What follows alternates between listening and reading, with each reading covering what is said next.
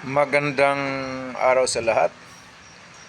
The YouTube channel of the Fraternal Order of Eagles, Limbas Law Corner is back to once again render public service in the field of law for our countrymen, o yung aming pagbabahagi ng kaunting kaalaman sa larangan ng batas, brought to you by the Limbas Marangal Eagles Club of the Eastern Rizal Region 2 sa pamamagitan ng inyong lingkod na isa ng mga abogado at isang profesor sa maraming law school sa ating bansa. Okay, ano ang pag-uusapan? Ito may nagtanong kasi sa amin kasi nag-issue siya ng maraming cheque, mahigit 1,000,000 daw ang halaga ng na-issue niya. Ay sa kasamaang palad, lahat ng checking ito ay talbog. At syempre, sinisingil na siya at tinatakot na kakasuhan. At nagtatanong kung ano ang kaparusahan kung sakali makasuhan siya at makumbikto sa paglabag ng batas pambansa bilang 22 o itong bouncing chicks law. Okay, ito yon.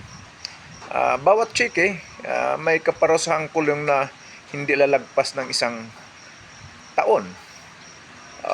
Pwede ring fine lang, pero ang fine na hindi naman less than the amount of the check but not more than or not exceeding 200,000 or both.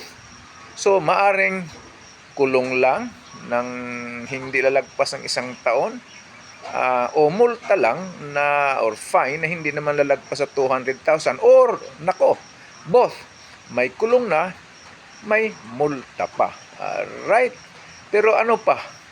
Abay, syempre utang yung cheque. So sabi mahigit 1,000,000, abay maliban dun sa multa na babayaran mo sa gobyerno, sa Supreme Court ito, yung 1,000,000, mahigit 1,000,000, danyos yun, actual damages, ibayaran mo yun sa pinagkautangan mo. Okay? So ingat sa pag-issue ng cheque dahil meron ding kulong at meron ding multa at meron ding babayarang danyos, actual damages, yung halaga ng cheque o halaga ng pagkakautang. Sana nakapaglingkod na naman itong Limbas Marangal Eagles Club ng Eastern Rizal Region 2. Maraming salamat at magandang araw sa lahat.